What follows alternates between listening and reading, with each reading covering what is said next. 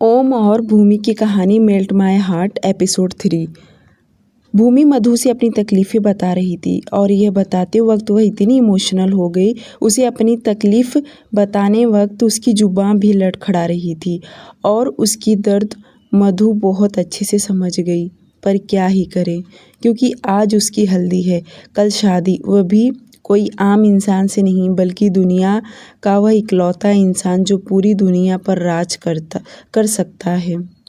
भूमि को जब यह रिश्ता आया था तब वह बहुत खुश थी, क्योंकि जैसे उसने ओम का फ़ोटो देखी मानो पागल होने के कगार पर आ गई हो। उसने तो एक पल भी नहीं लगाई, तुरंत हाँ कह दी।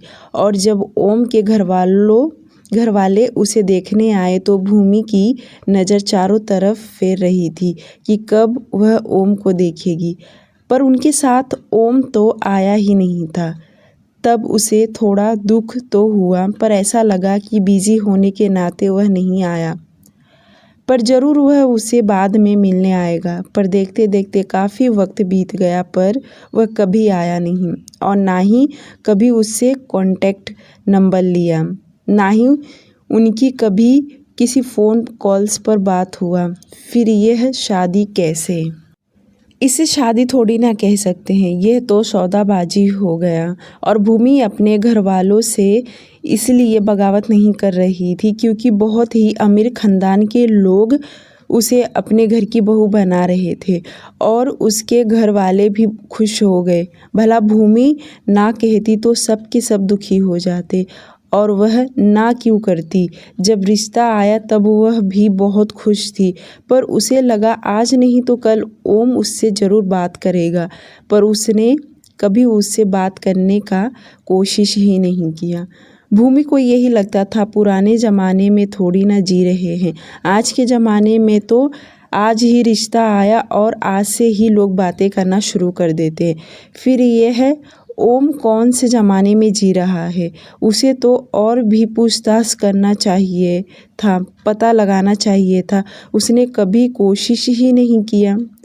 भूमि के ये सारे सवाल थे और वह रोज़ मधु से इसी बारे में बात किया करती थी।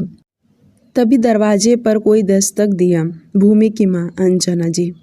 उन्होंने तेज़ आवाज़ लगाकर दोनों को बुलाया। मधु, मैंने तुम्हें भूमि को लाने के लिए कही थी और तुम हो कि अंदर जाकर समा गई।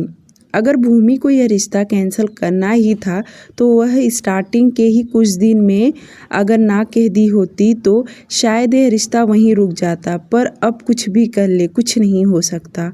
और अगर वह भागने की कोशिश की तो उसके परिवार वालों को भारी भरकम कीमत चुकाना पड़ेगा। यह बात तो भूमि के जहन में बैठ गया था, क्योंकि वह इतने रिच फैमिली है, वह इतनी आसानी से चुप नहीं बैठेगी। और अब पूरी दुनिया को पता चल गया था कि कल गोदरेज फैमिली के बड़े बेटे ओम की शादी है। भूमि ने अपनी सलाइवा अंदर ही अंदर गटक गई और उठ खड़ी हुई और मधु के साथ कमरे से बाहर निकली और जाकर बाहर बैठ गई जहाँ पर उसे हल्दी लगने वाला था। घर के सभी फैमिली वालों ने उसे भी हल्दी लगाया। नाच गाना सब कुछ चालू था। मिठाइयाँ बनाना, जो भी रस्में थी, सब जोरों में चालू हो गया। भूमि का मन बहुत उदास था, फिर भी मेहमानों को दिखाने के लिए वह हंसी जा रही थी और सब लोग उसके साथ फ़ोटो निकाल रहे थे। वह भी चाहती थी कि अपना फ़ोटो निकाले और अपने होने वाले हस्बैंड को दिखाए, पर उसका ऐसा कुछ भी नहीं था। वह निकालती तो भी उसके मोबाइल में ही वह फ़ोटो रहता। कुछ ही देर में ये मेहंदी का कार्यक्रम ख़त्म हो गया और घर वाले खाना खाने के साथ साथ मिठाइयाँ बहुत कुछ खा रहे थे। उतने में ही एक जैगवार गाड़ी उनके दरवाजे पर आकर रुका। गाड़ी देखकर ही पता चल गया कि यह मेंशन से ही कोई आया हुआ है। भूमि के पापा दिनेश जी तुरंत गाड़ी के पास जाकर खड़े हो गए। तभी उस गाड़ी में से कोई और नहीं बल्कि राका और जय आए हुए थे। दिनेश जी ने अपने दोनों हाथ जोड़कर जय को नमस्कार किया तो वहीं जय भी आगे झुककर उनके पैर छुए। दिनेश जी ने जय को अपने साथ अंदर लेकर आए, उसे बिठाया। वहीं अंदर कमरे में से पर्दे की आड़ में से भूमि देख रही थी। पर उसे तो पता चल गया था कि यह उसका होने वाला देवर है। जय हाथ जोड़कर सभी घर वालों से कहा, मुझे दादी और मॉम ने भेजा है आप सभी को होटल ले जाने के लिए। मेंशन के पास में ही होटल है, वह होटल भी मेरी मासी का ही है। आप सब वहीं रुकेंगे ताकि कल शादी में आप लोगों को आने में वक्त नहीं लगेगा। कुछ ही देर में 4 से 5 मर्सिडीज़ उनके दरवाजे पर आकर खड़ी हो गई। यह गाड़ियाँ किसी और ने नहीं बल्कि काशी जी ने भेजा था और अपनी बहू को लेने के लिए। काशी जी रोज़ ही भूमि से फ़ोन पर बातें किया करती थी और भूमि भी उनसे बात करती थी। भूमि को उसकी होने वाली सासू माँ अच्छी लगती थी, पर उसे सिर्फ ओम से एक बार बात करना था, जो कि हर एक लड़का लड़की शादी होने से पहले करते हैं। पर उसका तो एक बार क्या, एक शब्द भी बात नहीं हुआ था। कुछ ही देर में सभी लोग सारी तैयारियां कर लिए और मर्सिडीज़ में जाकर बैठ गए। इस शादी का पूरा खर्चा गोदरेज फैमिली ही उठा रही थी। उन्होंने देसाई फैमिली को 1 रुपये भी खर्च करने के लिए नहीं कहा। यह काशी जी पहले दिन ही कह कर गई थी। लगभग 1 घंटे के बाद सभी लोग मालाबार पहुंच गए। भूमि के साथ मधु भी थी और जितने लोग थे उनके साथ सभी के लिए कमरा दिया गया था। और यह होटल कोई सामान्य होटल नहीं थी बल्कि लग्जरियस होटल था। होटल देखकर ही भूमि मधु की आंखें बड़ी बड़ी हो गई। यहाँ तक कि भूमि के छोटे भाई बहन वे दोनों भी यह सब देख बहुत खुश थे कि वे सब पहली बार इतना कुछ देखने को मिल रहा था। इधर मेंशन में हर कोई बिजी था तो वहीं होटल में देसाई फैमिली भी बहुत बिजी थी और यह वक्त कैसे निकल गया कुछ समझ में नहीं आ रहा। रात के 12 बजे ओम और विराज दोनों कमरे के बालकनी में बैठे हुए थे। उन दोनों के हाथ में ड्रिंक का ग्लास था, बल्कि दोनों ही ड्रिंक पे ड्रिंक किए जा रहे थे। उस बालकनी में बहुत ही सन्नाटा और खामोशी छाया था, बल्कि लाइट भी ऑफ था। पर हाँ, जो बाहर डेकोरेशन किए गए थे उसका पूरा का पूरा रोशनी बालकनी में आ रहा था। पूरा मेंशन लाइट से जगमगा रहा था और रात में वह दूर से इतना खूबसूरत दिख रहा था। दोनों खामोशी से शराब पी रहे थे कि विराज अपनी चुप्पी तोड़ते हुए कहा, तुम शादी नहीं करना चाहते हो, यह बात तो मैं क्या हर कोई जानता है, पर जो लड़की तुमसे शादी कर रही है उसकी क्या मजबूरी है। मेरा कहने का मतलब है कि तुमने उसे एक बार भी कांटेक्ट नहीं किया, देखने नहीं गए, मिलने नहीं गए, फिर भी वह तुमसे शादी करने के लिए तैयार है। वह भी आज के समय में। आजकल तो लोग रिश्ता फिक्स हुए ना हुए पहले ही रिलेशनशिप में रहते हैं और उसके बाद जो करना है करे। क्या उसने भी तुमसे कुछ कांटेक्ट करने के लिए नहीं सोची? ओम जो इतनी शांति से ड्रिंक कर रहा था वह विराज की बातें सुनकर एक पल के लिए सोच में पड़ गया कि विराज सही तो कह रहा है। वह तो सच में शादी नहीं करना चाहता, पर वह लड़की कौन है जो उसके लिए तैयार हो गई? क्योंकि ओम ने अभी तक उसकी तस्वीर भी नहीं देखा था। आखिर कैसे वह किसी लड़की से शादी करने जा रहा है जिसे वह देखा तक नहीं, कभी बात तक नहीं किया। सिर्फ उसकी फैमिली वालों ने देखा, उन्होंने ज़बरदस्ती उसे उसके ऊपर लाकर थोप रहे थे। पर ओम कुछ बोला नहीं। उतने में विराज वापस बोला, मैं जानता हूँ तुम इस शादी से खुश नहीं हो और घर वालों के फोर्स करने पर कर रहे हो, पर जो भी हो घर वालों ने देखा है तो तुम्हारा अच्छा ही चाहते हैं। चलो अब आराम करो। विराज थोड़ी देर और ओम के कमरे में बैठा रहा। उसके बाद वह वहाँ से निकला और दूसरे कमरे में चला गया। वहीं ओम अभी भी शांत था, पर विराज के जाने के बाद वह ड्रिंक का ग्लास साइड में रखा और उस लड़की के बारे में सोचने के लिए मजबूर हो गया, क्योंकि कल उससे शादी होने वाली है जिसके बारे में उसे 1% भी पता नहीं।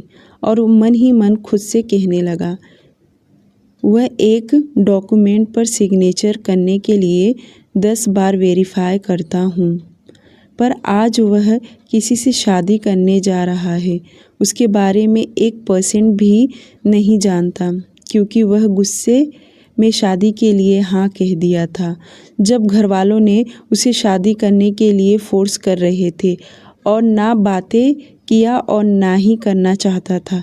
पर अब उसे लग रहा था कि उसके बारे में उसे वेरीफाई करना बहुत ज़रूरी था, जो कि उसने नहीं किया।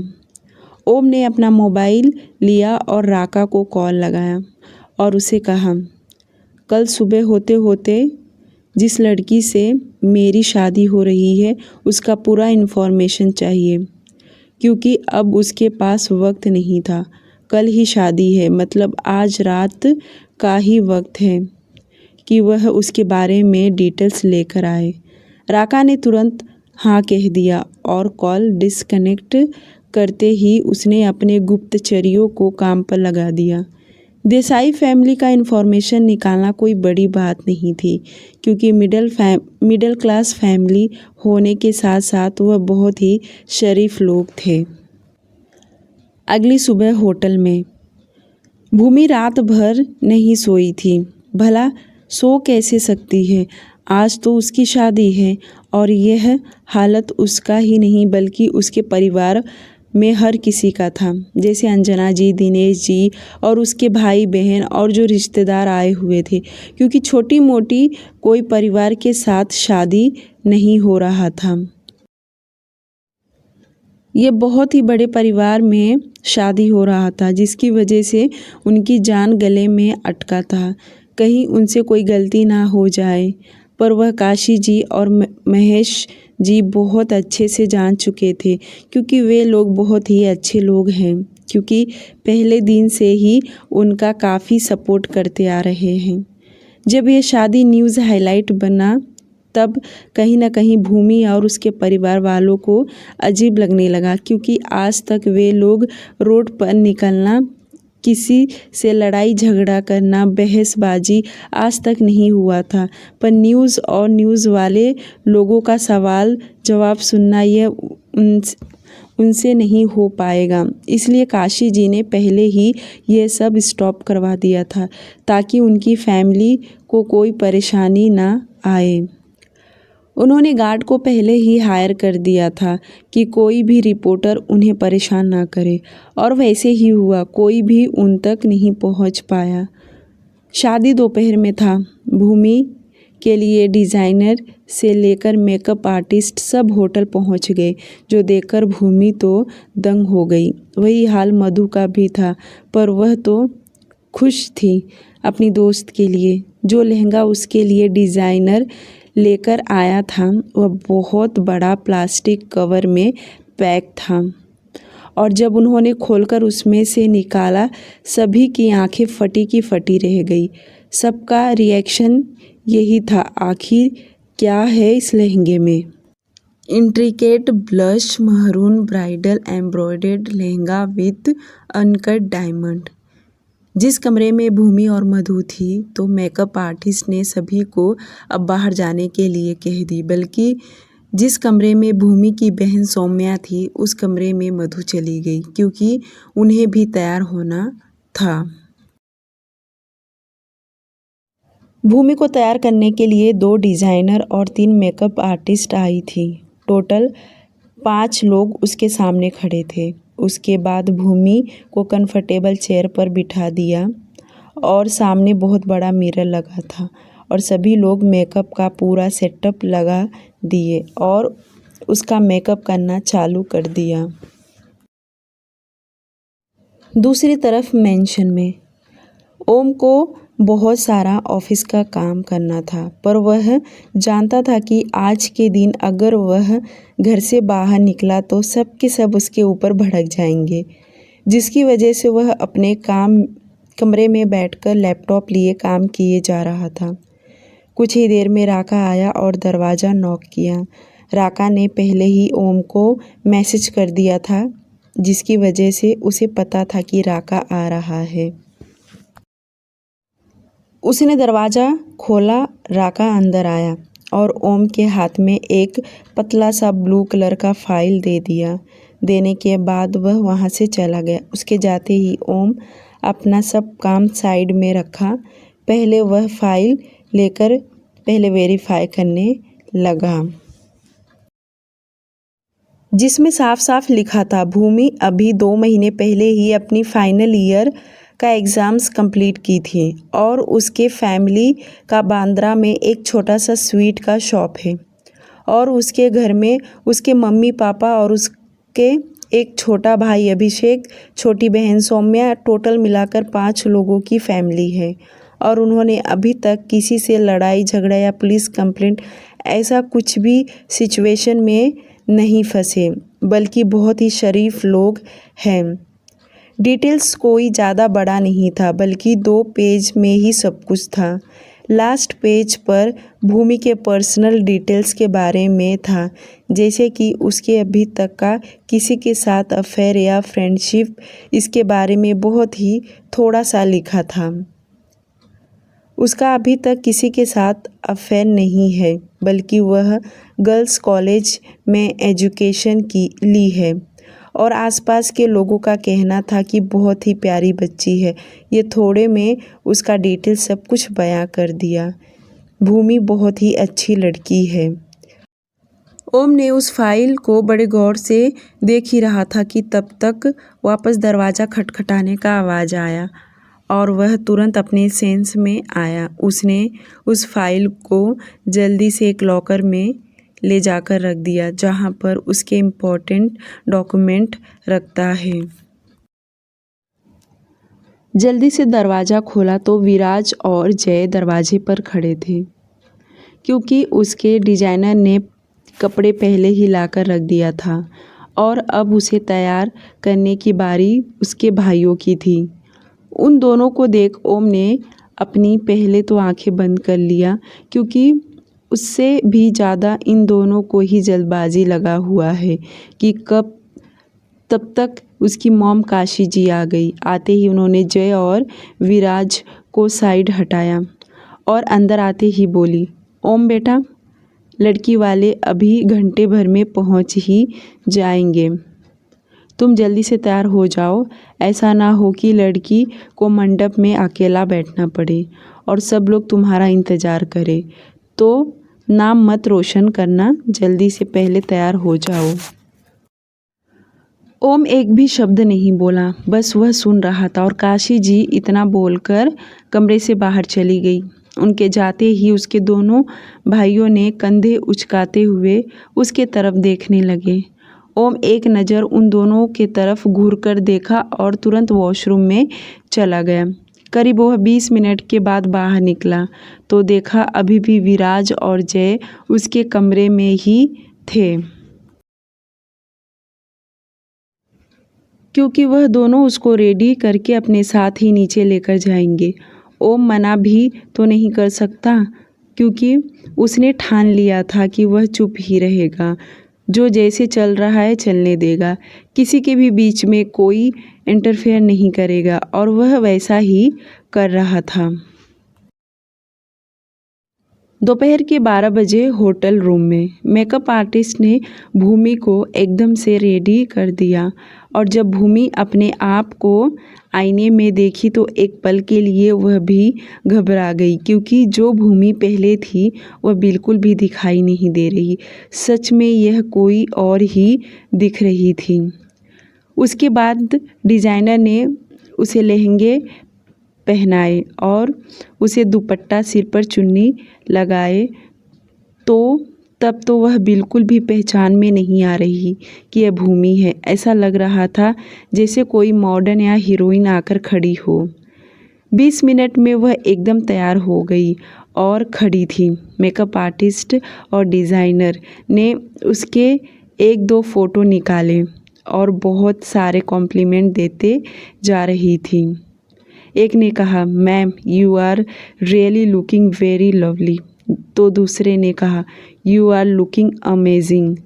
सब लोग अपने अपने अंदाज में उसे कॉम्प्लीमेंट्स दे रहे थे और जब दरवाज़ा खुला मधु सौम्या ने उसे देखा तो वे दोनों अपने मुंह पर हाथ रखकर आह भरने लगी, क्योंकि सच में उन्हें आज यकीन हो गया कि अगर पैसा हो तो इंसान बूढ़ा भी जवान दिखता है। और यह बात सच है, क्योंकि आए दिन उन्होंने भूमि को देखा ही था, पर आज उसे देख ऐसा लग रहा था यह उसकी बहन नहीं, सच में कहीं से हूर की परी उतरी हो। मधु और सौम्या ने उन दोनों ने भी लहंगे ही पहनी हुई थी। लेवेंडर कश्मीरी कलर का मधु ने पहना था तो सौम्या ने पिंक तब्बान कलर का पहना था, जिसमें दोनों बहुत ही प्यारी और क्यूट लग रही थी। मेंशन के गार्ड्स होटल के नीचे आकर खड़े हो गए थे, क्योंकि इनकी ही गाड़ियों में बैठकर सभी लोग मेंशन जाने वाले थे। राका भी आया था, यहाँ तक कि जय भी उन्हें लेने के लिए आ गया था। और जब भूमि कमरे से बाहर निकली, उसके मम्मी पापा ने देखा तो सच में वह भी दंग हो गए और उनके आंखों में आंसू आ गया, क्योंकि उनकी बेटी आज से जो मेंशन में जा रही है तो वह वहाँ की हमेशा हो जाएगी। करीब 20 मिनट तक यह इमोशनल चालू रहा। उसके बाद जय आगे आकर कहा, मॉम ने कहा है आप लोगों को जल्दी चलने के लिए, क्योंकि पंडित जी ने कहा है शुभ मुहूर्त पर ही शादी होना ठीक है। जो सुनकर सभी लोग कार के तरफ बढ़े। उतने में मधु का मोबाइल रिंग किया। वह मोबाइल स्क्रीन पर नाम देखी तो उसके भाई रवि का कॉल आ रहा था। वह जल्दी से कॉल रिसीव की, क्योंकि उसका भाई शादी में नहीं आया था, और जैसे उसने कॉल रिसीव की, हेलो बोली तो कॉल के दूसरी ओर से किसी और आदमी का आवाज़ आया, जो सुनकर वह परेशान हो गई। वह आदमी बोल रहा था कि किसी लड़के का एक्सीडेंट हो गया है। जो सुनकर मधु के तो होश उड़ गए। उसके चेहरे का हाव भाव एकदम से बदल गया और वह लड़खड़ाती हुई जुबान में पूछने लगी, आप कौन बोल रहे हैं? कहाँ से बोल रहे हैं? मेरा भाई कहाँ है? पहले मुझे उससे बात करवाइए। तो वह आदमी बोला, मैं इन्हें हॉस्पिटल लेकर आया हूँ और उनके ही मोबाइल से आपको कॉल कर रहा हूँ। आप जल्दी से सिटी हॉस्पिटल आ जाइए।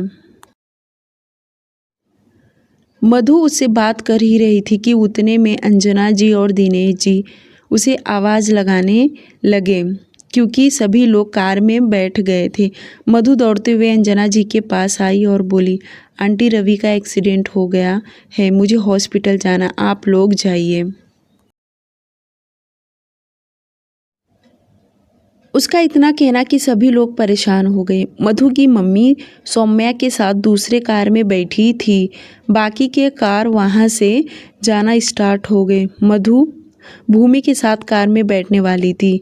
बाकी के कार वहाँ से निकल गए, पर 2 कार अभी भी रुका था और भूमि कार में से देख रही थी कि मधु अभी तक आ नहीं रही है, वह बाहर ही खड़ी है। अब तो सभी लोग परेशान हो गए। अब अंजना जी क्या ही करे, पर मधु ने उन्हें बताया कि वह अभी तक किसी को ना कहे। पहले वह हॉस्पिटल जाएगी, अगर सब ठीक रहा तो वह डायरेक्ट मेंशन आ जाएगी, वरना वह नहीं आ सकती। 10 मिनट तक उन लोगों की बातें चला रहा। उसके बाद मधु कैब बुक की और वहाँ से जल्दी से चली गई।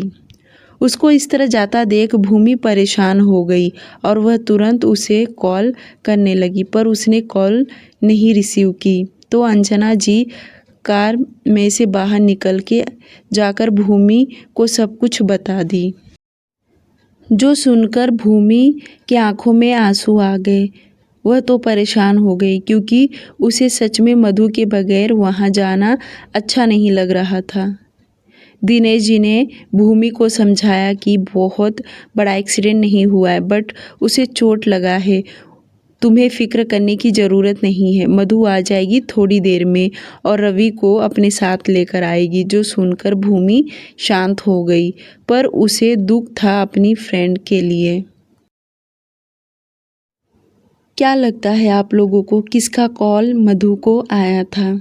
सब जानने के लिए प्लीज़ कहानी को सुनते रहिए और चैनल को सब्सक्राइब करना तो बिल्कुल बिल्कुल बिल्कुल मत भूलिए। प्लीज़ यूट्यूब और टेलीग्राम दोनों को आप लोग फॉलो कर लीजिए और थैंक यू सो मच।